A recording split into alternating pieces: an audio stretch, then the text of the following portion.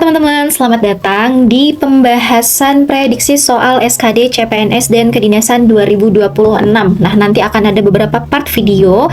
Miss akan membahas soal TKP untuk persiapan SKD, CPNS, dan Kedinasan 2026 teman-teman nanti.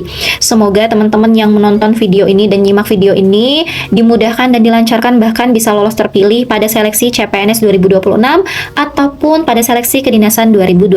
Amin. Oke, kita langsung masuk ke dalam soal yang pertama di sini.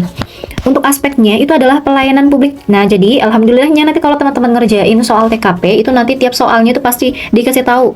Ini masuk aspek apa ya dari ke-6 aspek yang ada? Apa ada aspek seperti itu? Karena supaya teman-teman tuh paham gitu loh arah jawabnya kalian itu nanti mau kemana. Nah, contohnya kayak di aspek pelayanan publik. Kalau pelayanan publik ini kan berarti teman-teman harus memberikan pelayanan yang prima, yang paling terbaik dari segi komunikasi, dari segi penampilan, dari segi memberikan solusi dari setiap masalah. Karena TKP itu pasti soalnya itu yang dibahas adalah tentang masalah dan bagaimana cara kalian itu menemukan masalah itu sesuai dengan aspeknya. Nah, di dalam soal yang nomor 18 ini, Anda adalah seorang petugas pelayanan dalam bidang pengurusan perekaman EKTP. Ada kakek tua, itu didampingi anaknya melakukan perekaman EKTP tanpa harus mengantri. Dan saat itu situasi ruang tunggunya penuh, kemudian sesak, panas. Nah, sikap Anda adalah karena ruang tunggunya panas, sesak, maka anaknya minta untuk bapak kakek tersebut itu mengurusnya tanpa harus mengantri.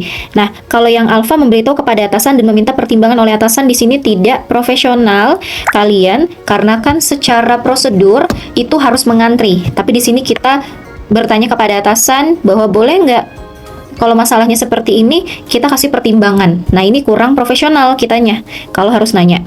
Kemudian kalau yang Bravo mendahulukan karena merasa iba, oke, kurang tepat. Bagaimana dengan yang lain gitu.